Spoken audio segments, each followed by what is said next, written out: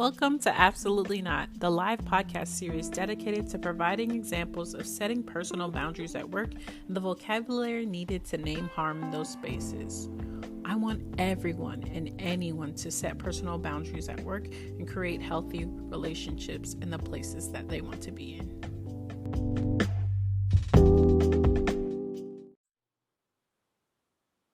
Thank you so much for being here today. I just wanted to take a pause real quick and say thank you to everyone who has been showing up consistently to Absolutely Not, because it's really growing my community and I cannot thank y'all enough. I can't. I don't want to cry in the beginning of the episode because we haven't even gotten into it yet, but thank y'all so much. The vocab words for this episode include abuse, manipulation, and traumatic. Yeah. These words and their definitions can be found on my website under the resources page. Feel free to look through those words and learn more about what we talk about here on Absolutely Not. Today's episode is titled Navigating Narcissists. I know, I feel it in my bones and everything, but we have a really special guest here today who's going to help us walk through navigating narcissists. My special guest today is Rissy La Touche. Rissy is from Brooklyn, New York, and moved to Amsterdam, Netherlands, and she started her marketing agency after an 8-year career as a marketer. She designs and executes marketing strategy for tech startups and scale-ups across the US, UK, and Europe. Thank you so much for being here today. Thank you for having me. I'm excited. I am terrified, if I'm honest with you. Yeah, I'm also a little bit terrified, but we got this. Yes. Okay. Today we're going to be talking about navigating narcissists. Where did that episode title come from? Honestly, it came from my experiences over the course of my career. I seem to keep running into narcissists, and I would definitely say that as I've climbed higher in my career, especially coming into leadership positions, I noticed that they're just a lot more frequent up top. They're a big reason that I decided to leave my full-time career and start my own marketing agency, because I decided that I just wanted to figure out how to work with good people who treat others really well. And I've also had so many different conversations with people who have also dealt with narcissism in their career, and I've given them guidance over time. And I figured, bringing that to a larger audience was never a bad thing. Oh my gosh. You said you found them frequently at the top of organizations. Unfortunately, they seem, these higher level roles where you do have a lot of attention and you get to manage these big projects and manage teams and have control over people seems to really draw narcissistic personalities. I've also noticed that just in the corporate world, companies tend to value your production over anything else. So even if you're hurting other people, you won't necessarily get taken out of your role for that as long as you're producing. And so I do find that narcissists operate in a way that allows them to succeed without considering how that really impacts others. And so you do tend to find them, unfortunately, in many of the leadership positions. And I've definitely come across them quite a few times, unfortunately. You have definitely touched on, I'm flashing so many positions and people that have come in my life, just flashing in my eyes.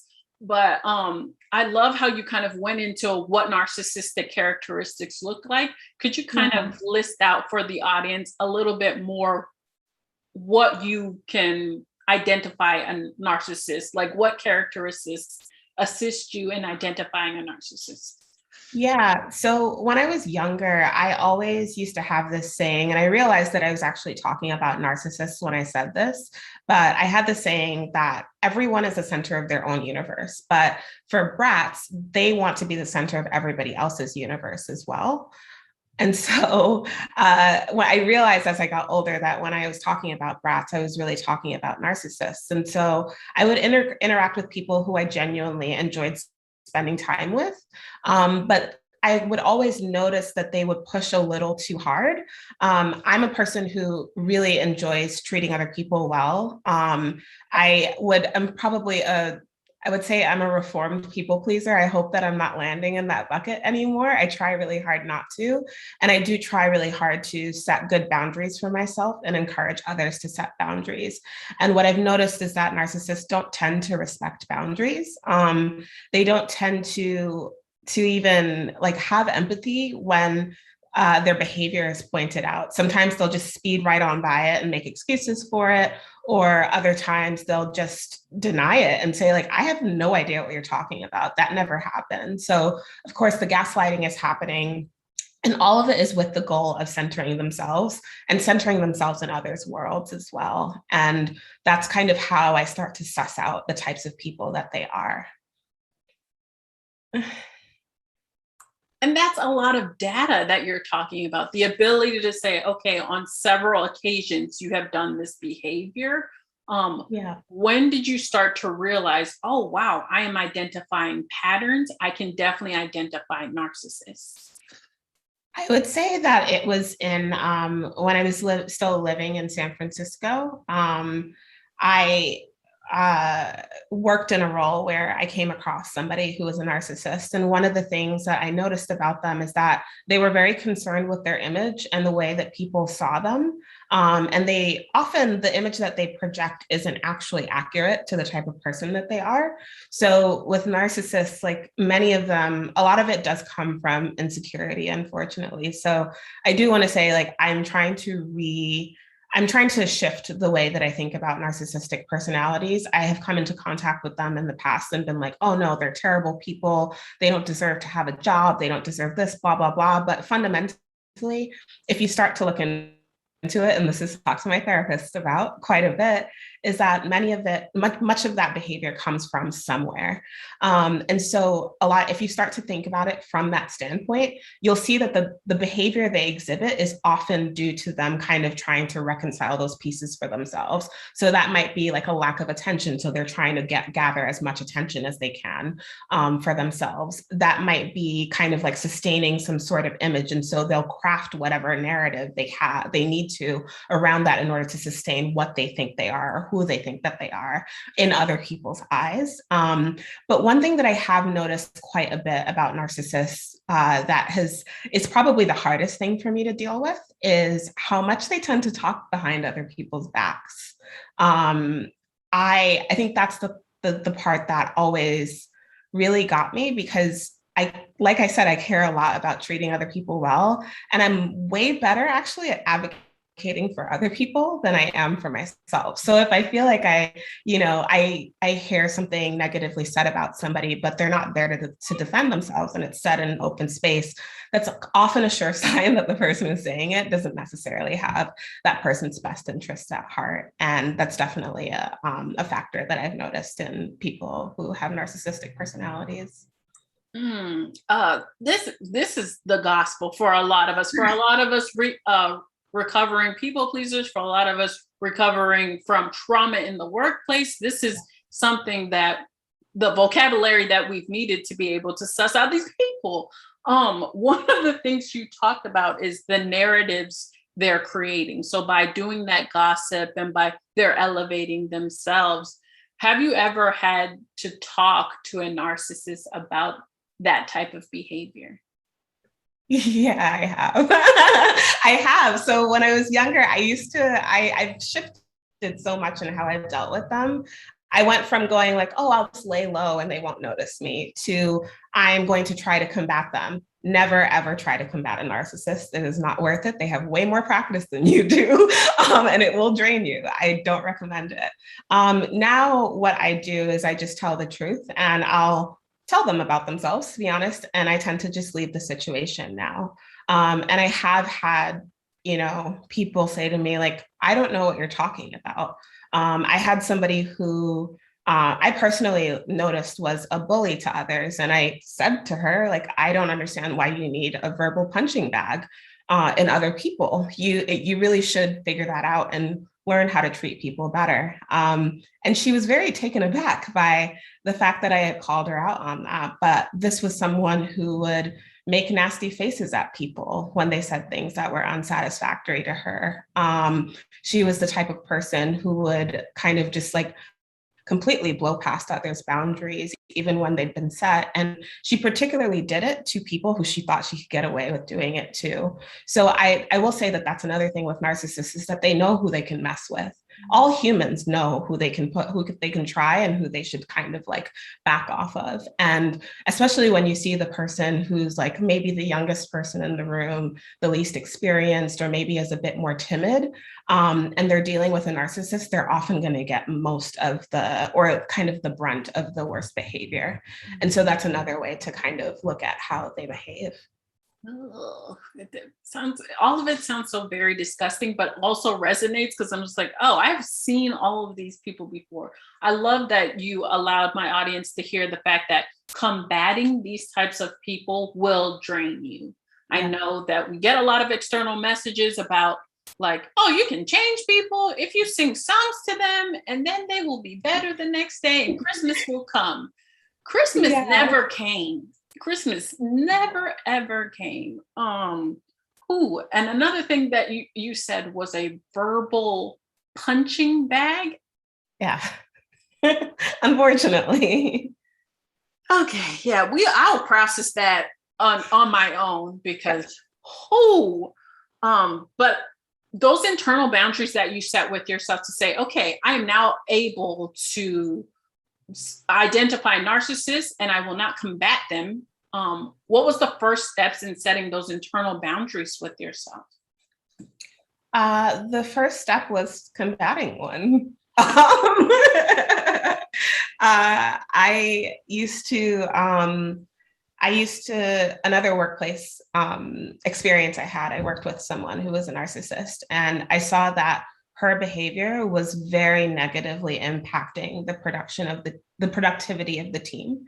And at the time, I was, I would say, a very trusted person on that team. And so a lot of people would come to me and talk to me about the things that they had experienced and ask for advice and try to figure out how to navigate it. And so I took it upon myself to kind of help them navigate it. And ultimately what I did was I had all of them bring the feedback that they'd been coming to me with to our leadership team. And that person's work came under scrutiny, and it was found out that they basically hadn't been super productive in the work that they were doing. They had been projecting that they had been super productive. They had been projecting that they had been super effective in the work that they had been putting together. And ultimately, it was hurting the bottom line of the business, which is really what companies care about. And so her power was sort of taken away, and that ended in her ultimately finding a new role and leaving, but it absolutely killed my mental health. I had already been in a pretty stressful environment. For better or worse, I did love my job at the time, but it was way too much work for one person. And so navigating that situation taught me that even if I was successful in the end, really, she just went on to another environment. And I was left with my mental health kind of in shambles, and my physical health as well as a result of my mental health. And I talked to my therapist actually about dealing with narcissism, because I just didn't understand why it was so hard for me. Like, why do I care so much about this person's behavior?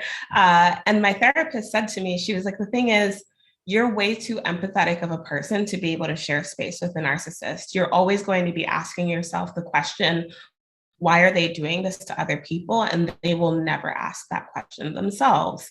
And so you're always going to start in this kind of place of deficit, and it's going to be detrimental to you. And so that's why I had to set that boundary for myself, which is I just need to remove myself from the situation if I come into contact with someone like that. Oh my gosh. So many of us go into workplaces and we have that mentality oh no, this is just me. We kind of gaslight ourselves and everybody else is fine. It's probably just me. They are not fine. They always come to empaths and say, oh my gosh, I hate her too, or blah, blah, blah, blah. And none of it is the words that we use frequently. None of it is productive or effective to the team, to anybody. Like nothing is getting done because we're all stressed the fuck out and talking about this narcissist who can't lead the team effectively. Yeah. Ooh, okay. But one of the things I did notice is you put successful in quotations. What I know that you talked about your therapist assisting you and reevaluating what you see as successful. What else has helped you in this transition of creating what successful looks like when dealing with a narcissist?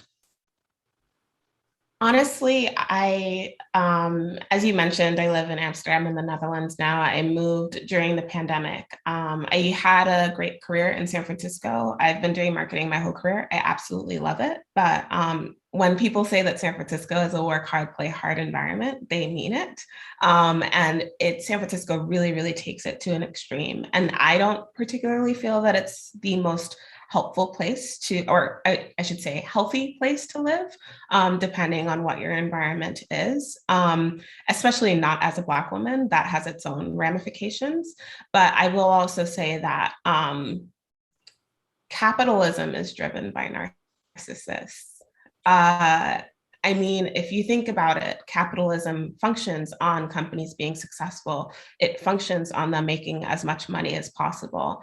And the types of people who are kind of going to succeed in those types of environments while holding their image paramount, while holding their success paramount, while holding their kind of like value or their self-worth paramount, are going to be the people who drive that system forward the most. And as I've gotten older, I've realized that I'm not super excited about participating in capitalism in that way anymore. I don't have a choice because this is the society that we live in. And, you know, I do need to make money and I do like nice things. So, you know, I'm going to have a career, but a lot of it has come from figuring out how to shift my career in a way that allows me to be a bit more true to my values and also hopefully create a good environment for other people to work in as well. And I don't think I've never really come across an organization personally. I don't believe that doesn't have some sort of narcissism somewhere, or even if it doesn't take it to the level of narcissism, there is typically going to be some level of toxicity that's going on, and that's something that I've tried to cut out of my experience as well.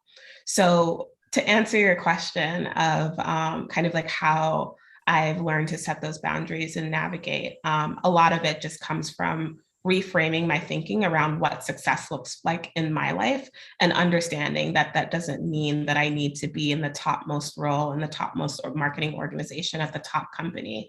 It can mean that I spend my days, you know, hanging out with my friends and doing cool projects for brands that I care about with maybe not the top level marketing team in the company, but a team that actually has really good people and that I'm really excited to go in and work with every day. So that's what I'm working on building right now. And I'm really excited for you because as soon as you realize that success, you can determine that on your own, you can create that on your own. People hate that, but it really does give you your life back. One of the words that you use frequently to describe your previous ideas on success and your current ideas on success is the environment that you are in and the environment that you're developing. Have there been any people in the old environment that you are part of that are still here with you in the new environment? Oh yeah, absolutely. I've made amazing friends throughout my career. I would say even the friend who convinced me to move here, or partially convinced me to move here at the time that I did in the middle of a pandemic, like a question. I feel like it was a questionable decision, but I did it and it's been successful. Was actually one of my best friends that I made at an old company. I actually constantly hear people say your coworkers are not your friends, and that always hurts me to hear because I've met so many amazing people in my professional life. And to this day, they help me. If I need a connection to someone, if I just need someone to chat with, if I need a place to stay, they're all available for that. And so I would say the overwhelming majority of people I've come across in my career have actually been very, very beautiful people. But you know, the bad apples will sour the whole bunch, unfortunately, sometimes. And if that's an environment that you find yourself in, especially if the narcissist you're dealing with is leadership, you're not really going to be able to fix things from within, unfortunately. And so it's really important to be able to identify that and say to yourself, I'm just not going to do this. I'll just exit. And, and also make peace with the fact that that environment will continue to function exactly as it has functioned while you were there. Once you're gone, you can't hold yourself back and say like, oh no, I need to fix every single thing, because it's just not possible. So yeah. Oh my gosh. And like you said before, those narcissists are usually up and down, like they're way high up. So the mindfulness or the boundary filled life that you're trying to inject into that already toxic environment, they're going to spit you right back out. Like they have no intent on changing what they're doing because it's productive to them and successful. But I'm so glad that you're able to bring people from your old environment into your new environment. I think a lot of times when people say your coworkers are not your friends, what I think they're trying to say is not all your coworkers are your friends. And when you set boundaries, you're really able to define, okay, this person is cool and respects my boundaries. Yeah. Are the people that are still in your life, have you set boundaries with them in the workplace? I would say that I'm a very open person. So I probably naturally set boundaries around, say, like the types of conversations that I'll have in particular environments. But I would definitely say that I'm an open book. I'm not, I wouldn't say that I'm not a private person. I would more so describe it as, I think the human experience can be so unique and so diversified in so many different ways. If me sharing my life experience can ever be helpful to somebody else, I would rather share that than keep it close to the chest, because every experience that we've had, somebody else in history has had at another point. And I do think there's a lot of kind of information loss when we don't talk about the experiences that we've had. And so that's something that I really, really try to embrace in my own life. And that's how I've been able to kind of continue those relationships and even build that foundation to have them to this day as well. I love that. And there's a lot of talks around authenticity right now, being your full self in every environment that you're in. And I think a lot of people think that means, oh my gosh, I would have to tell everybody everything. But no, there's still boundaries there. You get to choose who you share that information with. And when I realized that, I was like, oh shit, I don't have to tell Barbara from accounting about my dealings with a narcissist in my old department. I don't have to do that. I can still be authentic with who I want to be authentic with. That's awesome. I just want to read this comment really quick. Someone shared that Mark Twain has been quoted as saying, never argue with an idiot. They will drag you down to their level and beat you with experience. I believe this can be applied to narcissists and bullies. Do you believe that as well? I highly agree with that, especially the experience part. They're so good at it. They've been doing it their whole life. Well, maybe not their whole lives, but for a good chunk of their lives, presumably. They're so good at it. They are great. One of the things that I've realized during this kind of racial reckoning around Black Lives Matter and everything that's diversity inclusion in organizations is, the fact that people are now not really combining, but they're being very specific in the terms that they're using. Could you kind of talk about what's the difference between, or if there's a difference between narcissists and bullies? I think there is a difference between them. I would say that bullying is a behavior that narcissists tend to employ, but I wouldn't say that all bullies are narcissists. Bullies aren't necessarily seeking validation, I don't think, all the time, or even seeking to center themselves. I would say it's more so just about power for them. Whereas narcissism, I think, comes from a much more deeply rooted place around that person's desire to be centered because they maybe are miss that somewhere else in life. I do also feel that people who are bullies sometimes will know that they're bullies. A lot of narcissists, and this is something really important for me that I learned, a lot of narcissists don't know that they're narcissists. And that's a really hard thing to reckon with. They don't often ask themselves if they're narcissists either. So if you're like, I've had the worry of like, am I a narcissist? Have I ever done this to people? And if you're asking yourself that question, that's usually coming from a place of empathy, and that's something that narcissists tend to struggle with. And so I would definitely say there's a difference between those two groups of people, but overlap as well, of course. Oh, that is one of the hardest pills I've had to swallow. It's just like they don't care. And you cannot make them care. They're at some point they may come around, but they may not ever. But you still have to live your life, and you still have to continue forward. One of the things my therapist asked me when I was like battling a narcissist, she's just like, is this the hill you want to die on? Are you going to stay here for the rest of your life trying to change this person? Yeah. And I immediately had to be like, well, shit.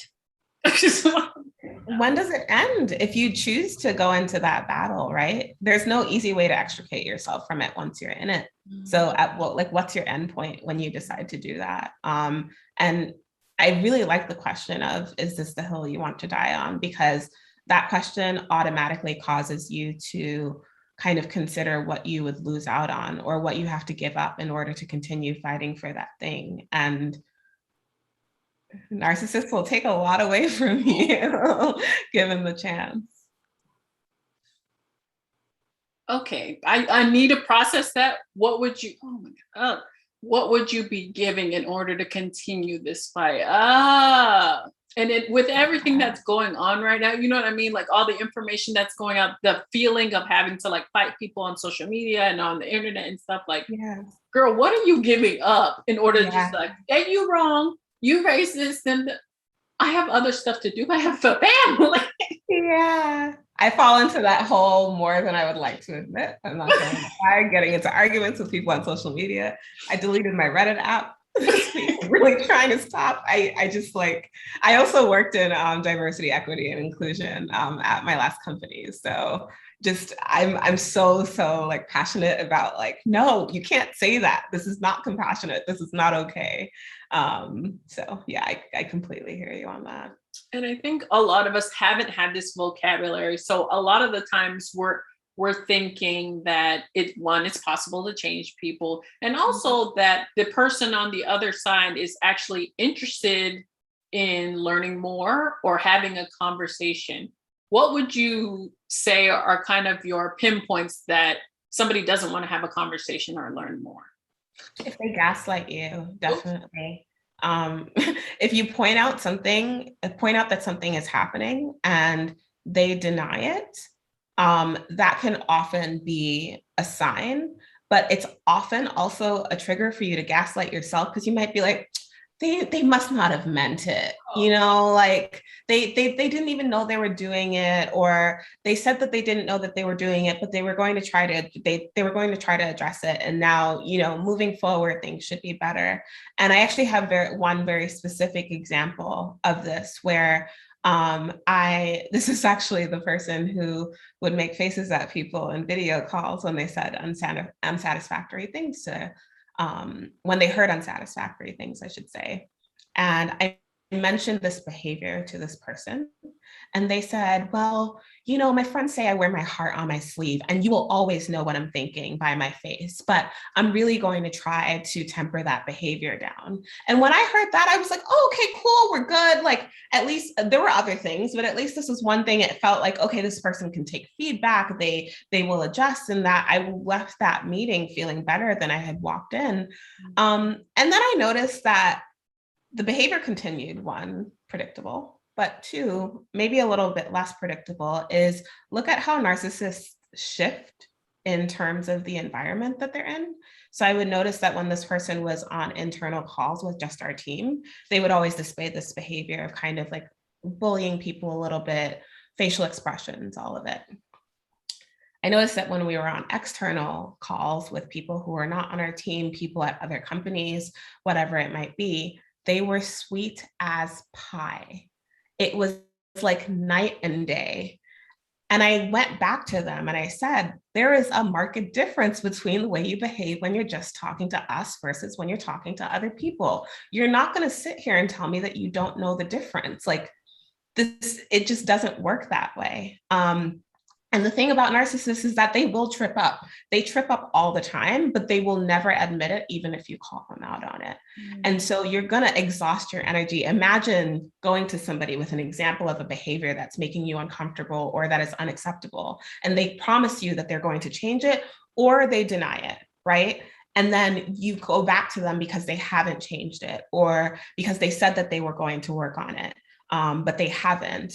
Once you start to notice that that behavior only shifts based on their environment and based on when they deem somebody important enough to see their good side versus when they deem that they have enough power over another person for that person to see their bad side, that's when you start to realize what you're dealing with. And it's really, really important to look out for that.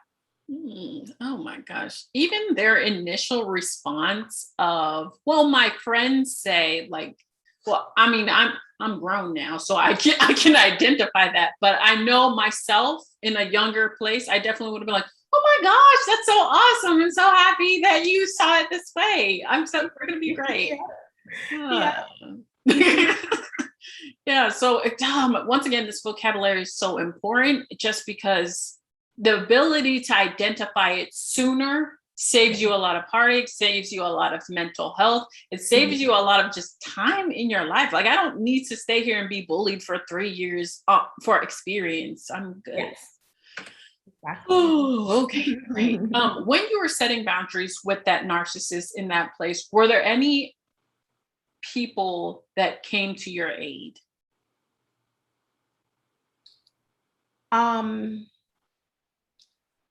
Yes, I have had people definitely have my back in professional environments when I've had to deal with a narcissist. I think this is actually a really good tip for navigating them as well.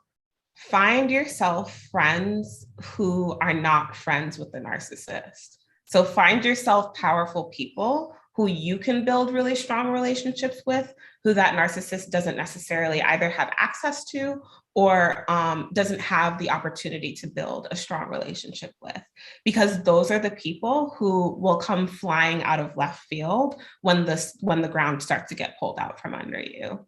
And that was really what kind of saved me in that particular situation.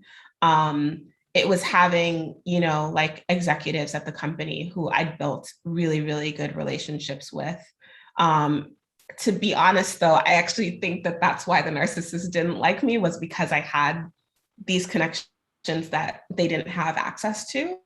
And those connections kind of like boosted the work that I was doing, and or I should say amplified the work that I was doing, and led to me getting more recognition for that work in places that they didn't necessarily get recognized for that work, their own work. So it can like put a target on your back, but I do think it's much more of a pro than it is a con to just have those people who are really going to have your back.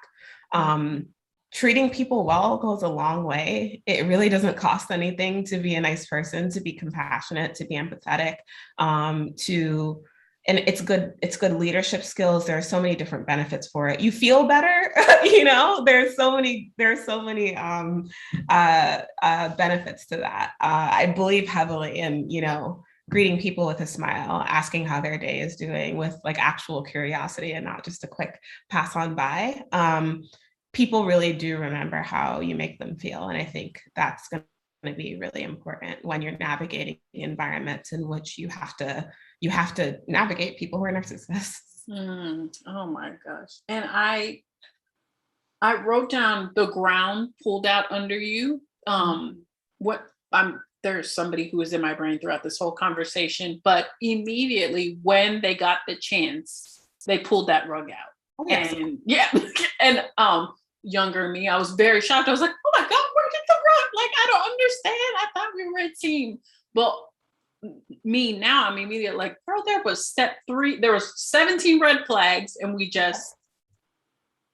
were very surprised when the rug was pulled out. But your strong relationships held you up even when that rug was pulled out. So I'm really excited about that for you, that it wasn't as bad as it could have been. So that's great. Yeah. We talk about those strong relationships a lot, specifically support system. Is there anybody that's a part of your support system that you'd like to shout out on the show? Well, I have so many of them. I feel like I'm going to get myself in trouble if I start naming names. I have a lot. I will say that to like each and every one of my friends in life. They've all been super important to me in so many different ways, especially having, moved to a new country during a pandemic, the phone calls, the friends who, I mean, one of my best friends, I'm not going to name his name because I said I wouldn't name names, but he's awesome. He lives in Paris. And so he had moved to Europe like right before the pandemic hit. And he was actually my best friend at one of my old jobs. We sat right next to each other. And he's somebody who we go back and forth on career conversations all the time. We're in the middle of a text thread on one right now.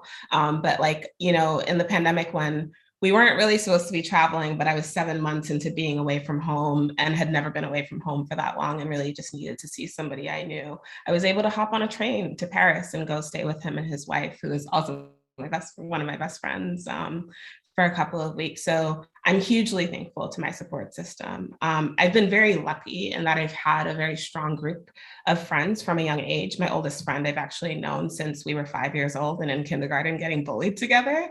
And I've kind of just like rolled through and made more and more as I've lived in different cities and moved through different jobs and environments. And I would say each and every one of those people is hugely important to me. Oh, and I hope they know who they are. I mean, they probably will. That was a very specific story, but yeah, I'm being able to know who they are.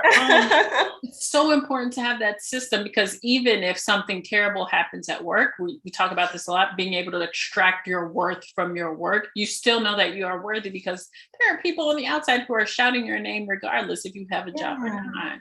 Yeah. Oh my gosh. Okay. Before I tear up, before we wrap it up, could you share the top 3 tips you would share with people who have listened to this episode and are probably like, oh shit, I work for a narcissist and they want to start moving differently in that space? Mm-hmm.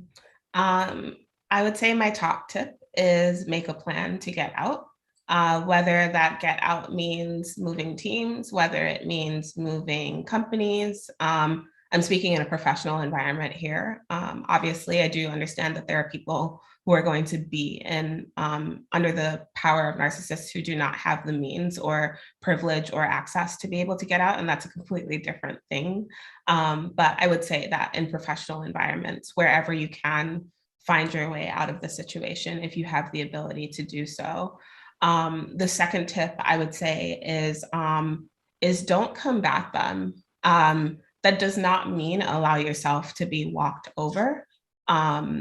That does mean that you still get to set boundaries for yourself, but don't find yourself in a place where you're like, I've got a plan and we're going to get this person out of here. It's not worth it. They really, really do have way more practice at it than you do. And so I would definitely recommend don't combat them. And the final thing is, which is kind of a combination of the first 2 tips, is take care of yourself, check in with yourself, pay attention to where your mental health is, pay attention to how you feel when you're interacting with that person, drink water, make sure you eat. It's really easy to stop taking care of yourself when you're in stressful situations.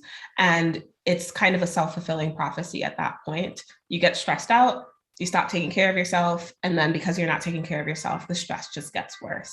And so, try your best to navigate the situation while you have to stay in it. Yes. I love that you talked about identifying how you feel around that person, because that's really going to help you say, okay, that was red flag number 1. That was red flag number 2. I remember in a warehouse job I had, I used to go to the break room and we would about that person all day long, but we never did anything. We didn't do anything about it. We didn't set boundaries or anything. So it's really important to be like, okay, we have the data that we need. This person is off. They're exhibiting abusive behavior. What are we going to do next? And that's where 2 and 1 come in.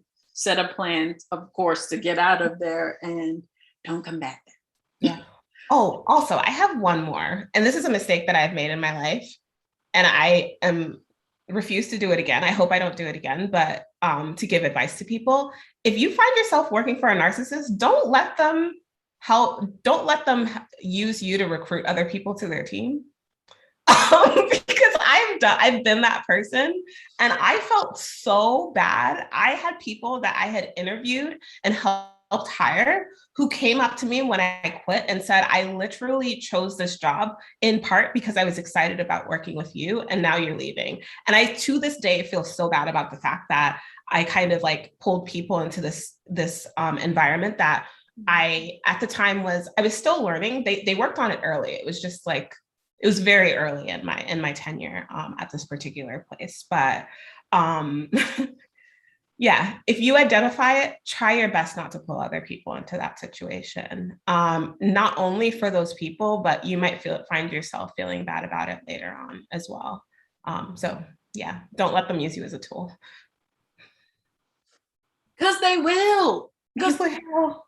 Oh my gosh. Okay. I just want to read this last comment. It says, they're so glad that you still have friends since you were 5. They have friends from age 7 that was a bully, and then they finally cut them out of their life at age 35. Oh, it took becoming a parent for them to be able to find the courage to speak openly. Oh, they felt like they had died for about 24 hours. It was so hard, but they've never, I know, right?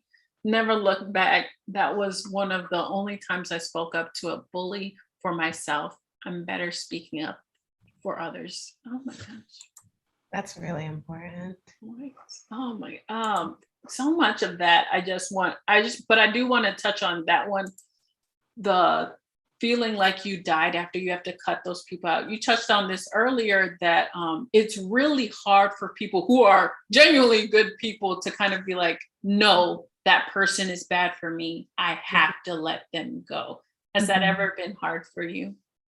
It's losing a friend I've had friend breakups that were way far and away worse than like romantic breakups. So I highly resonate with that. It can be really difficult. It can be really difficult when the narcissist is your friend. So yeah. Oh, okay. Oh. Okay. Oh, before I start crying, I haven't cried this whole episode. That's good. Are there any last minute sprinkles you'd like to share with the audience? I think I covered all of the things. I would say one thing that I heard a lot, I've heard a lot recently, or I heard once recently, and I've been thinking a lot about, is that hurt people hurt people.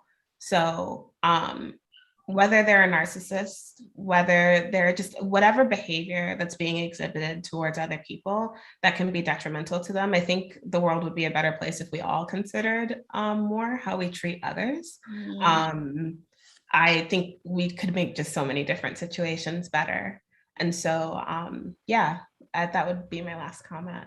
No, that's a really good one. Oh my God. Oh, thank you so much for being here today. Your wisdom is just immeasurable. Like I have realized so many things about the people that are still kind of in my life that I need to reevaluate some things and maybe slap some labels on some people. So thank you so much for that.